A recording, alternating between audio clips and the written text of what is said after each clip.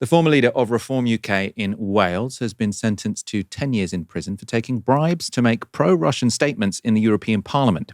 Between December 2018 and July 2019, Nathan Gill received at least £30,000 from Oleg Voloshyna, that's a Ukrainian former MP with ties to the Kremlin. And prosecutors claimed Voloshyna provided Gill with the text of speeches which he read word for word in the European Parliament. This is a clip from one of those apparently scripted interventions in December 2018. And there's also another segment from a speech in October 2019 here. I have every sympathy with Ukraine when it comes to the Crimea, when it comes to Russian aggression and interference. But as surely as you can't fight fire with fire, it is wrong to fight repression with repression. We've seen activists and journalists alike being violently attacked by radicals with little, if any, reaction or protection from the Ukrainian government. This report rightly criticises the erosion of the freedom of the press in the Ukraine, and it is time for the Ukrainian government to take action rather than pay mere lip service. Ukraine's previous President Poroshenko tried to silence media that did not act as his mouthpiece. Using legal process, this was condemned and it failed. Ukraine has a new President, Zelensky, who is following in the same old, tired pattern. What's interesting in that speech is that he framed them as being supported. I support Ukraine's independence, but in fact, the speeches were scripted by a Putin mouthpiece. To discuss the background to this case, I'm joined now, by someone who's been following it very closely, Carol Cadwallader. What's Nathan Gill been found guilty of? First of all, thank you so much for joining us. I know you're very busy, but Thanks for having me. Give us the update. What has he been found guilty of? 10 years seems like an extraordinary amount of time.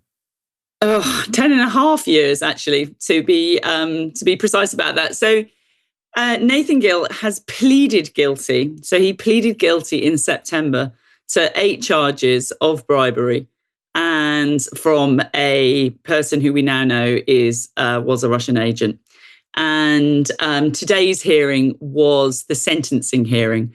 So we heard the barrister for the Crown put forward a very, very detailed case about these 8 different charges.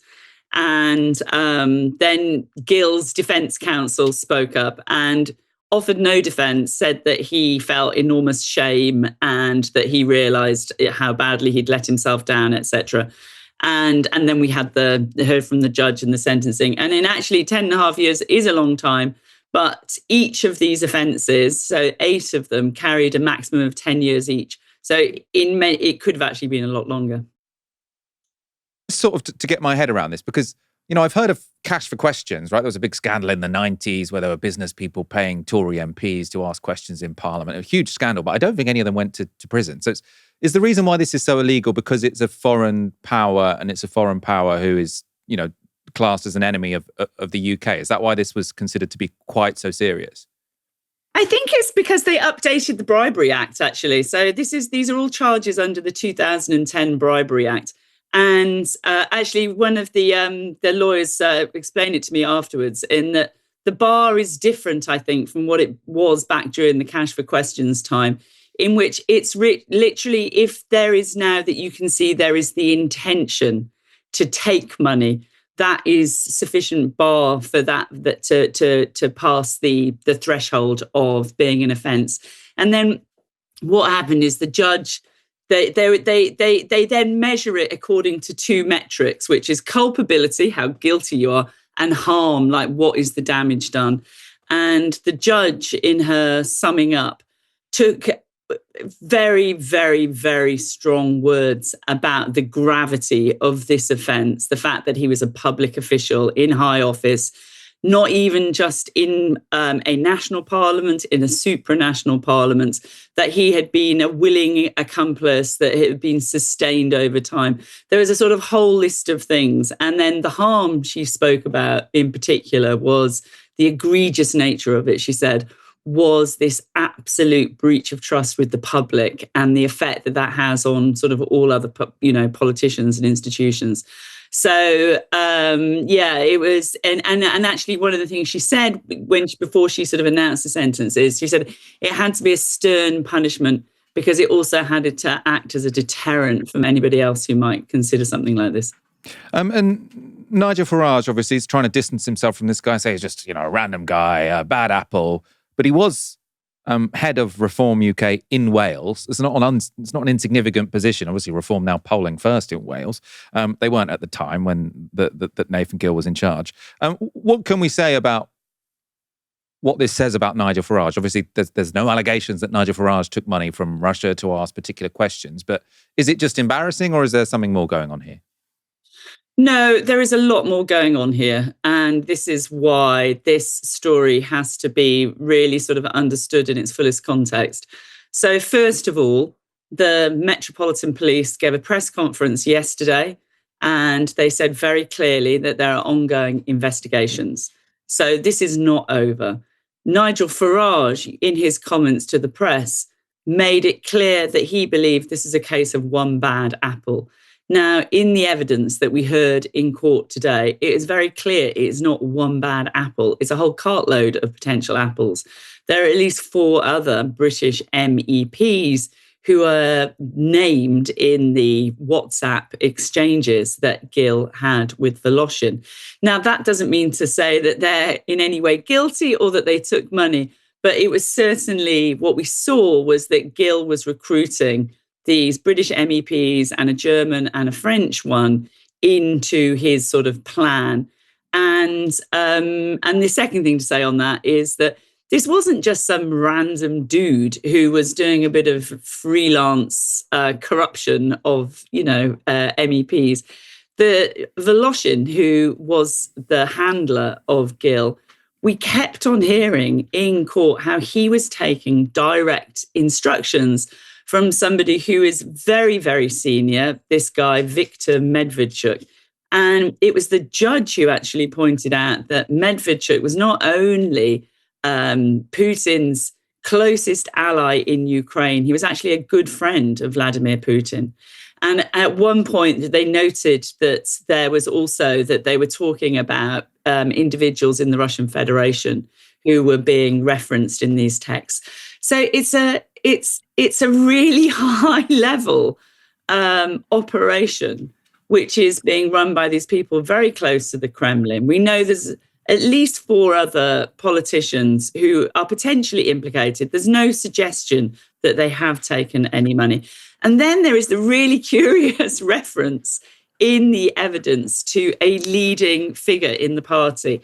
So this was referenced, and then there was this really curious moment in the hearing in which when Nathan Gill's barrister stood up to give his comments, to respond to the case. Remember, like Nathan Gill is his client, it's his job to protect his best interests as, that is what he's paid to do.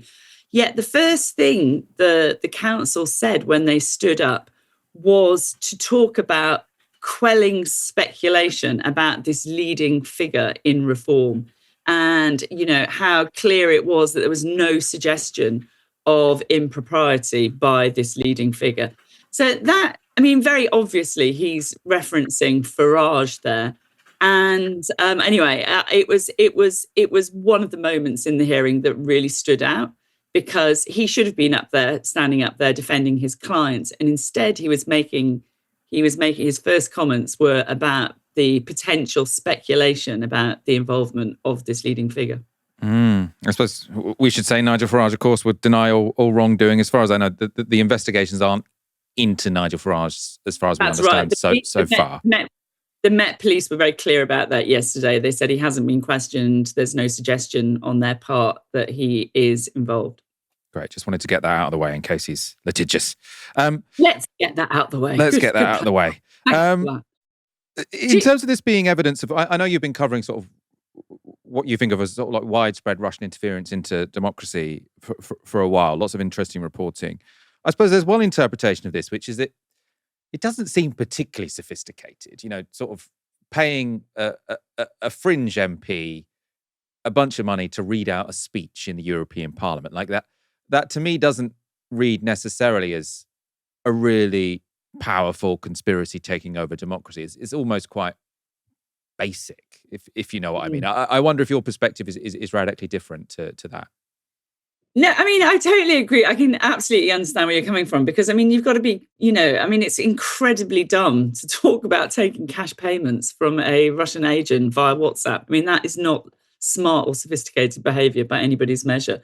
And I think I'd be surprised as anybody that it was as unsophisticated as that. I totally agree with you. However, I think there's several things going on here. One of which is that Voloshin is very clearly implicated in these high level influence operations in Ukraine, which were absolutely very, very central to Russia's ambitions for the country, and that absolutely sort of paved the way for Russia's invasion of Ukraine. That's the first one. And the second one is that Voloshin was also very intimately entwined with the efforts in both 2016 and 2020 of Russia to subvert the two US presidential elections. And Voloshin was actually sanctioned by the US as a result of that. He was sanctioned by the EU, he was sanctioned by Britain, and he was indicted with high treason by Ukraine. So you can't just write this off as some sort of like freelance bung some money to this guy over here. It's a whole web of influence which was being very carefully stage managed. And you say, it doesn't seem to add up to much, saying some words in the European Parliament. But actually, that was very key because it looks really legitimate. And the big thing here was they were trying to make out that this station in Ukraine with these very, very close connections to Putin that were pumping out Russian propaganda.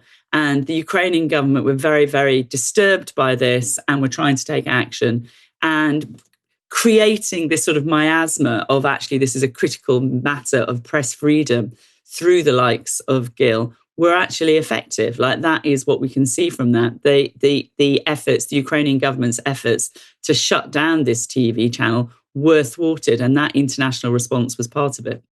Carol, I know I've got to let you go because you've got a time constraint.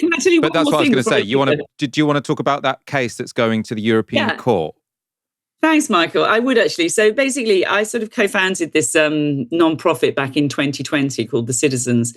And one of the sort of first things we did in 2020 was look at the time there was this big kerfuffle because I don't know if you remember the Russia report in that Boris Johnson had tried to stop it being published. Then eventually it was published in 2020.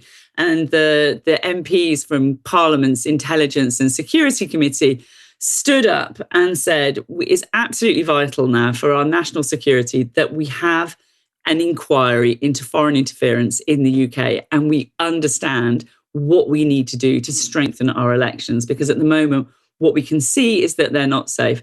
Anyway, Boris Johnson refused to have that inquiry.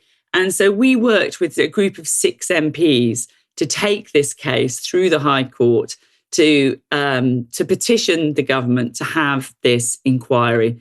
And that case, it went through the UK courts, it went through the European courts.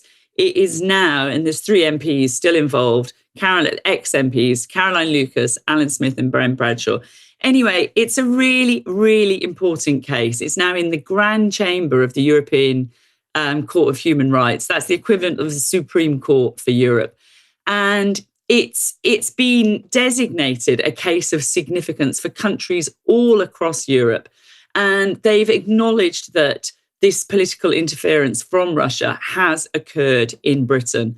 And they're now, the last sort of point of the case is whether the UK government has an obligation to investigate. So it's a really, really fascinating legal case. It's very important. It is, we'll be racing towards the next election in no time. And at the moment, there is gaping holes in UK law. So I just wanted to highlight that and follow The Citizens if you want more information about that. And just to say finally, all of this reporting that we've been doing about Nathan Gill is it's in our new news outlet, which I've set up with my former colleagues from The Guardian and Observer, called The Nerve. And we're at the nerve.news.